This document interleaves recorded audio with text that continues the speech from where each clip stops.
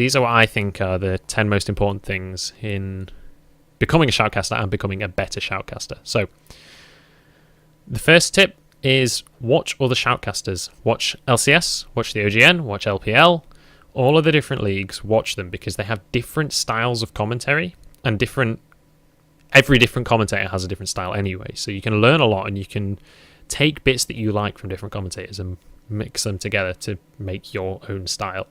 And this isn't just with League of Legends. Watch StarCraft, watch real sports as well, like football, F1. All of the different commentators have different styles and it's stuff you can take away from that. Tip number 2 is personality. You have to have an on-screen personality. If you don't, people are just going to get bored.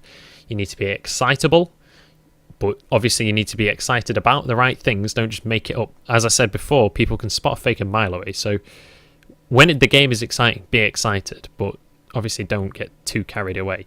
But it's your job to make the crowd excited. So you have to be you're the reason that the game is exciting almost. So you have to be that personality. Number 3, know the game. I mean, play the game. Read all the patch notes. Know the numbers on the abilities. Know the scalings. Know the names of the abilities. Know the names of the champions. Like, this is all stuff that's really easy to do. This isn't any work. I mean, if you have the passion, as I said earlier, this is stuff that would come with it naturally. That's the kind of stuff that catches a lot of new casters out, and it's just dead simple stuff that if you've not done it, it's just because you couldn't be bothered. Simple as that. Number 4, presentation. Be confident. Don't doubt yourself. If you doubt yourself, other people will doubt you. Look directly into the camera like I am. I have to keep looking away from my notes, but generally speaking, I'm trying to look into the camera. Try not to fidget. Use your hands to describe things. I am doing that. It's just underneath the microphone, unfortunately. But yeah, like, when this is on grounds that you're on camera, be a presence. Don't just sort of huddle up and look nervous, because if you look nervous, then you will act nervous as well. Your outer sort of persona, your confidence will affect how you talk. Like, just sitting up straight makes a big difference to how you'll talk and how enthusiastic you'll be to just slouching. It's amazing what just your stance alone will do. Number 5 is a thesaurus. Now, this is a really big one. This is one of the most important things. Every commentator will get into a rut of just saying the same thing every single game. So, for an example, I used to cast with a guy called Shadow. Every single time we'd pass to the other commentator, we would start our sentence when they'd finished with definitely, because we agreed with what they were saying. So Shadow would be like, oh, and that's why they won that trade. And I'd be like, yeah, definitely. So now we're going to take a look at the bottom lane, blah, blah, blah, blah.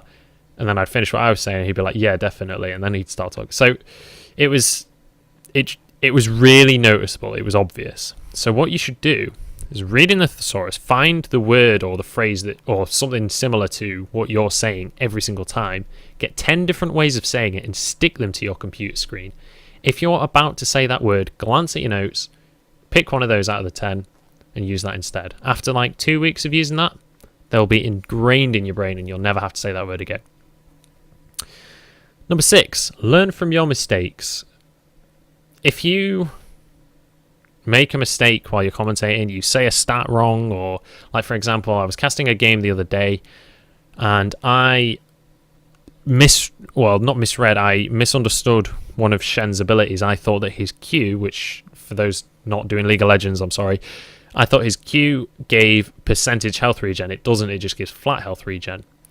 My co-caster sort of softly corrected me by making it out like I was talking about Maokai, luckily, so I got away with it. But I mean, stuff like that it's fine to make mistakes like that. However, if you don't learn from that mistake and then you say it again later, I mean, in that scenario, after the game, I immediately went on the League of Legends wiki and found out the exact what it does and found out how much it scales as well on each 5 levels, because Shen might come into the meta. We've got a new season coming, so I need to know that kind of stuff. So learn. When you make a mistake like that, make sure that you're not going to make that mistake again. Number 7, pace yourself. Don't go too fast. Especially for play-by-plays, this is something that I do a lot, is you talk too fast. And if you're going too fast, people can't understand you, and you lose everything that you're working for. you basically counteract yourself. And then at the same time, don't go too slow. Like if there's a fight starting and it's a 5v5 and it's going crazy and you're going, oh, and they've gone in and oh, there's loads going on and oh, they're all dead. You've added nothing to that. But if you can get a balance in between those two, where you're saying the really key things, you're saying what's important, what's actually happened, then that is the key part. So that's one thing as well that you can watch other casters for, working out which parts really need saying, what makes it exciting, and what's just fluff in between that you're just wasting your time with. Tip number 8 is be part of the community. Know what's going off. So like pro players changing rosters, take part in live events, go to LANs, like online events as well, like community events, all of that sort of stuff. Really, really good. A lot of it is really good for getting your name out there as well. The more people that have heard of you, the better chance you have of doing more tournaments, meeting more people, that kind of thing. I mean, your online presence is a massive, massive deal. If you're like trying to do this as a job, your online presence is key. And also, like, use Reddit, use the forums, use Twitter, all of that stuff. Just talk to people, theorycraft with people online as well. It's a really, really good way to learn things.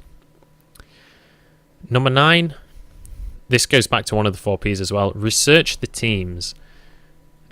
This goes back to the preparation. If you are entering a game and you've not done any research on any of the 5 players, you could see like a Heimerdinger pick and you could be mocking it in Champ Select.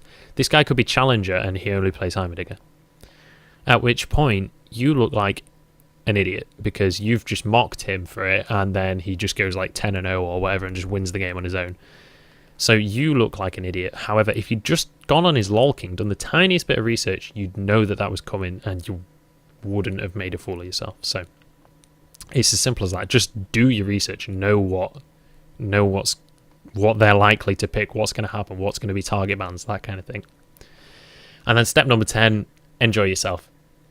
It's similar to the passion one. If you're not going to enjoy yourself, by the end of a year, you're just going to hate what you're doing. You have to enjoy what you're doing. And I mean, I love casting. I cannot get enough of casting. It's my favorite thing to be doing. And if I didn't enjoy it that much, I wouldn't still be doing it 2 years down the line.